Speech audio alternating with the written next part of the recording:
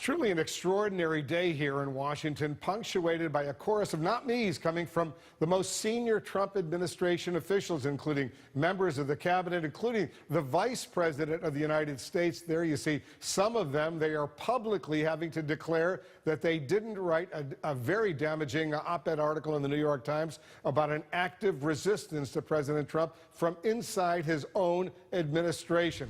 Joining us now, Rhode Island Congressman David Cicilline. He's a Democrat on both the House Judiciary and Foreign Affairs Committees.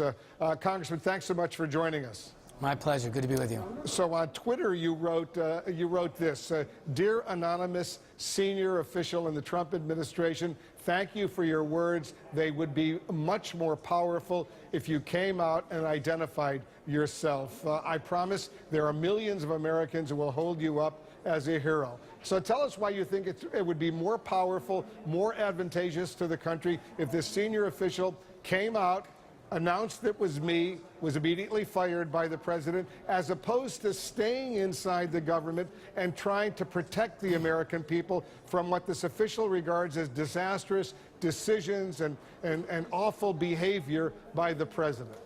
Well, I think, first of all, Wolf, the letter to the op-ed, I think, didn't really surprise very many of us. It was consistent with the president's behavior and the way this administration is operating. So there was nothing shocking in it. And, of course, the president and his allies are denying that it's true, claiming it's made up, it's not really a government official. I think what would make it very powerful is if this person were to come forward, identify themselves, and the American people would see that it actually is a member in the Trump administration, a high-ranking official who then would lose his or her job.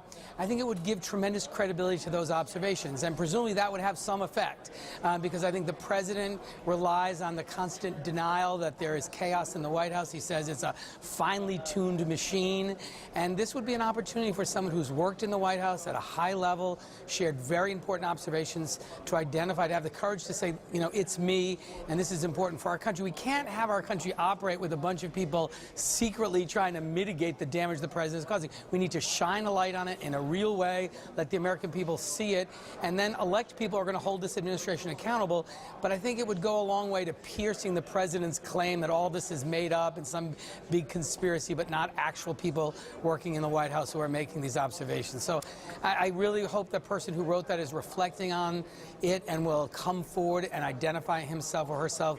I don't think, frankly, it matters, but it will give a lot more meaning to this written piece if the person is known. I think it would really help. The counter-argument to that, Congressman, is simple. This official would immediately lose his or her job. We assume it's a very senior administration official, would be replaced by someone who would be presumably very, very loyal to President Trump and would not be as concerned about protecting what this person would regard as national security, for example, as opposed to a replacement, and the American people might lose someone inside the administration who was out for them.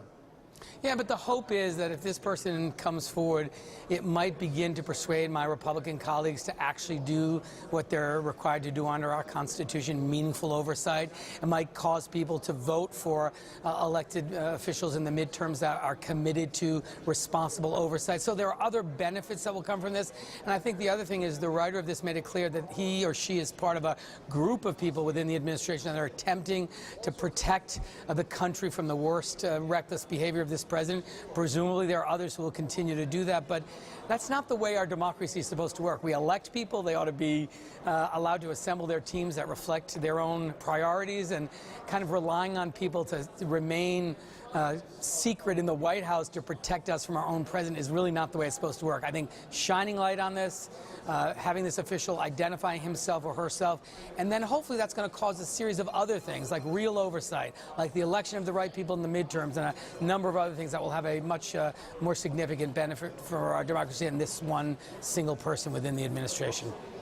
Does this set potentially what has happened with this article in the New York Times, what some would consider a dangerous precedent for the future? For example, Donald Trump is the 45th president, but does it set a dangerous precedent for the 46th president or the 47th president, that it's okay to have someone inside the administration, someone who's not elected, working against the sitting president, the sitting commander-in-chief, because he or she, as an individual, doesn't think the president is capable of doing the job the American people elected him or her to do? Well, I mean, I think it raises some very serious questions about what your duty is as a high-level official in the government. And people who take those positions take oaths of office, take oaths to our Constitution, to protect and defend the Constitution of the United States and to serve the people of this country. And so you can imagine there are instances where people, in order to honor the oath they've taken, need to take a view contrary to the president, particularly to this president. This is a very unusual moment in our nation's history. I don't know this. I mean, I don't know there are many examples of it happening before, but there have been a few examples. But I think in general, we want people to get elected and assemble the team that reflects their priorities. But these are dangerous times. These are different times. We've seen a president who has repeatedly taken actions contrary to the interests of our country. Helsinki maybe being the most recent example, where he stood next to Vladimir Putin and sided with a country that attacked our democracy and undermined the rule of law and the confidence we have in our intelligence agencies. These are unusual times, and I think having people who are willing to be courageous and stand up for our country and put their country over their political affiliation with a particular president is important. But it also is something that people need to understand, and that's why I think the identity of this person would be helpful, to make people understand that this really is happening at the White House, and completely reject the president's notion that everything is terrific and it's running like a finely tuned machine. We know that's not true. This person wrote about it, and they can help confirm that by disclosing who they are. And that argument is clearly also backed up by the new Bob Woodward book, which will officially be out on Tuesday, but so much of it already out there. Congressman Cicilline, thanks so much for joining us. My pleasure. Good to be with you. All right. So